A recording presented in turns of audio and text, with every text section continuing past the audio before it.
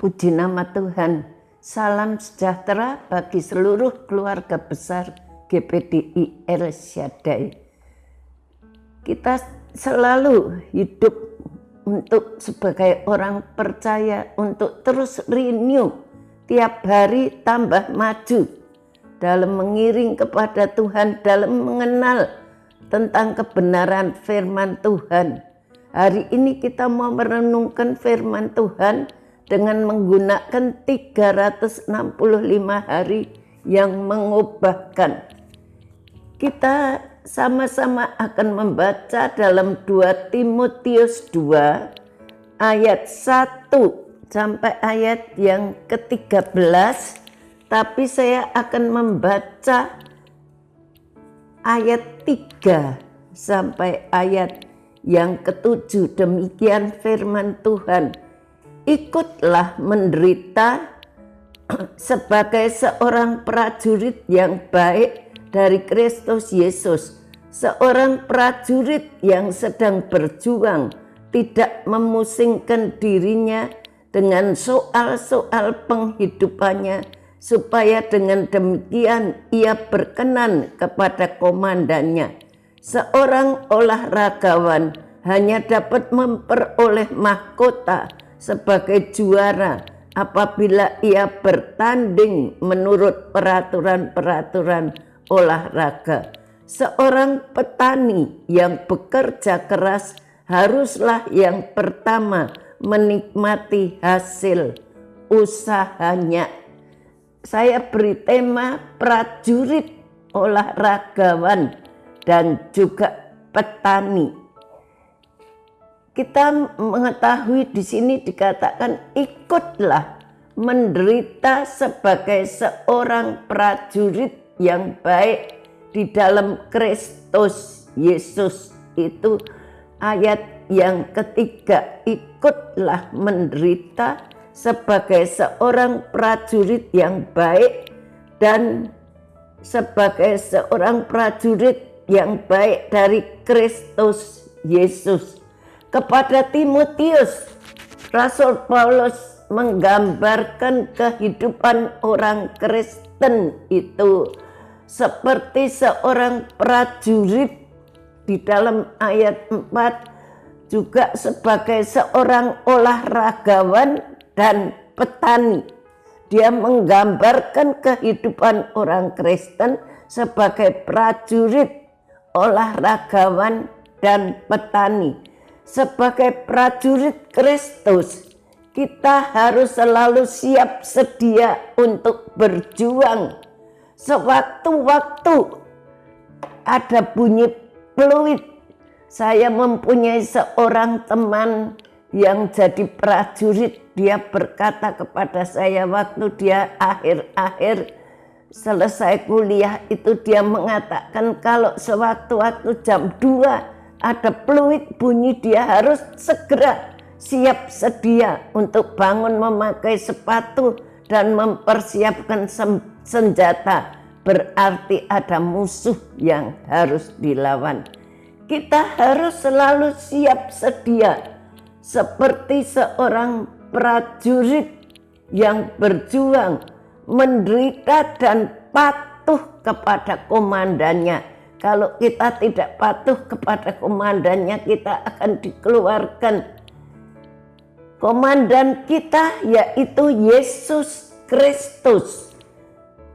Kita harus selalu sadar bahwa hidup ini di dunia ini ibarat kita berada di medan pertempuran yang setiap saat kita harus menghadapi peperangan. Kita harus terus berjuang untuk mempertahankan iman kita dan berperang melawan kuasa-kuasa kegelapan. Oleh karena itu firman Tuhan di dalam Efesus 6 ayat 11 dikatakan, kenakanlah seluruh perlengkapan senjata Allah supaya kamu dapat bertahan melawan tipu daya iblis. Itu dalam Efesus 6 ayat 11. Dan sebagai olahragawan, kita tahu kita harus tekun berlatih. Kalau kita mau menjadi juara, kita harus tekun berlatih dan taat kepada peraturan-peraturan yang diberikan kepada setiap olahragawan saat mengikuti pertandingan. Karena jika tidak bermain menurut aturan pertandingan, maka kita akan di-DO, kita akan dikeluarkan. Begitu pula di dalam kekristenan, kita harus patuh kepada peraturan-peraturan, yaitu firman Tuhan yang menjadi suluh, yang menjadi tuntunan kehidupan kita supaya kita beroleh kemenangan. Selain itu, kita harus mendisiplinkan diri untuk tetap fokus kepada tujuan akhir, yaitu aku.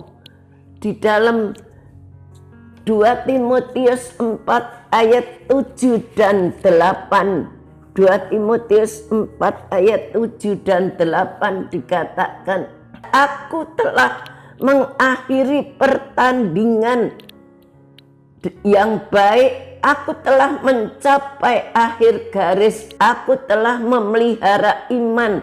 Sekarang telah tersedia bagiku mahkota kebenaran yang akan dikaruniakan kepadaku oleh Tuhan.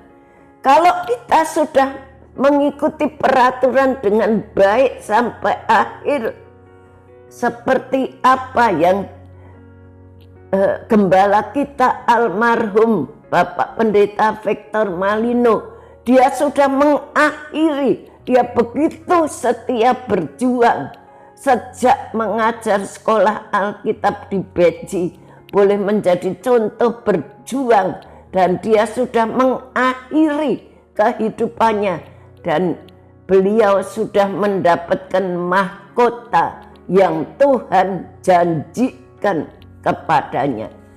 Itulah yang menjadi tujuan kita juga. Kita ingin supaya kita juga memperoleh mahkota. Mahkota itu adalah Stefanas, yaitu mahkota hasil perjuangan. Di dalamnya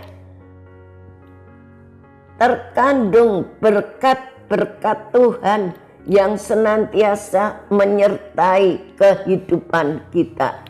Yang ketiga, sebagai seorang petani, kita harus senantiasa kerja keras dan tidak ada kata lelah. Petani yang bekerja itu dia tidak pernah mengatakan aku lelah, aku mau istirahat. Tapi petani itu bekerja keras, tidak mengenal lelah. Sebab petani yang bekerja keraslah yang mendapat bagian dari hasil panennya. Bukan petani yang malas. Kalau petani yang malas tidak akan mendapatkan apa-apa. Di dalam Amsal Sulaiman pasal yang ke-20 ayat 4 ditulis demikian, pada musim dingin si pemalas tidak membajak, jikalau ia mencari pada musim menuai maka tidak ada apa-apa. Kalau dia membajak di musim dingin pun harus membajak. Seperti kita ketahui, seorang petani harus sabar menunggu sampai musim panen tiba sebelum menikmati hasil jerih payahnya. Jadi tidak dalam semalam maka benih itu akan tumbuh, tapi kita harus menunggu dengan sabar. Petani itu harus menunggu dengan sabar sampai hasil panen itu dia boleh menikmati.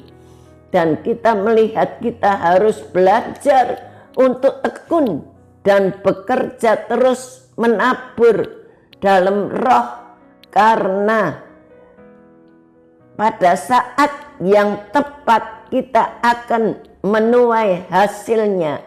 Dalam proses menunggu itu kita harus tetap sabar dan jangan menjadi lemah. Bapak Ibu saudara sekalian, kita tahu kalau kita melihat dengan OIA, maka surat ini ditulis Rasul Paulus kepada Timotius sebagai anak buah yang dia kasihi.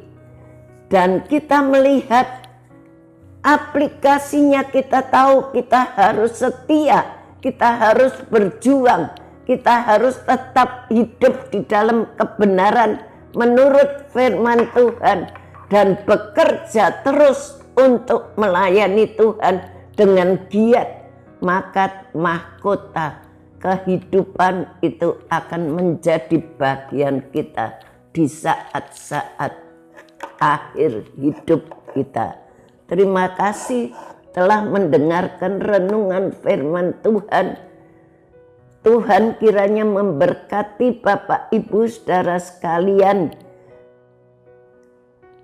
Bapak Ibu saudara yang ingin didoakan untuk pokok doa tertentu, menceritakan kesaksian baik mujizat, kesembuhan, pemulihan masalah keluarga dan lain-lain, dapat disalurkan melalui cas WhatsApp di nomor 081324200888. Mari kita berdoa kepada Tuhan.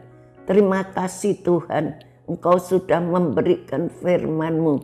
Berikan kepada kami kekuatan iman, biarlah kami boleh tetap bertahan hidup di dalam kebenaran-Mu Tuhan. Kami terus bekerja berjuang semasa kami hidup Tuhan. Kami bagaikan seorang prajurit yang selalu taat kepada Engkau sebagai komandannya. Kami sebagai petani yang harus setia terus berjuang. Tidak peduli musim apapun juga. Tuhan, Engkau tolong kami. Engkau berkati kami semuanya, seluruh keluarga besar GPDI El Shaddai. Biarlah firman-Mu ini boleh memberikan kekuatan untuk kami bangun kembali dengan setia, taat kepada firman-Mu, mengikuti jalan-jalan-Mu, supaya kami memperoleh mahkota kehidupan yang kami rindukan selama kami di dunia ini. Berkati Ibu Gembala kami yang dengan setia melayani, membimbing kami. Tuhan kiranya memberkati dengan hikmat yang bertambah-tambah, urapan yang baru, kekuatan lahir dan batin. Pakai beliau makin hari makin heran. Terima kasih Tuhan. Berkati Tuhan multimedia yang dengan setia melayani kami dalam hidup mereka yang masih muda. Mereka sudah menyerahkan ke dalam tangan-Mu. Tuhan, Engkau pakai mereka. Kami yakin mahkota yang Kau janjikan, Kau pasti akan berikan kepada mereka. Terima kasih, berkati masa depan mereka. Engkau menyediakan masa depan yang baik. Terpuji nama-Mu. Seluruh keluarga besar GPDI El Shaddai, Engkau berkati usaha pekerjaan mereka. Terima kasih Tuhan, terima kasih.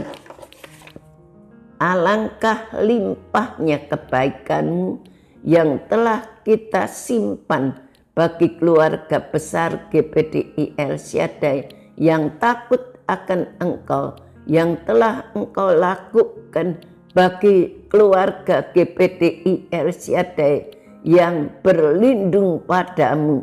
Terima kasih Tuhan. Haleluya. Amin.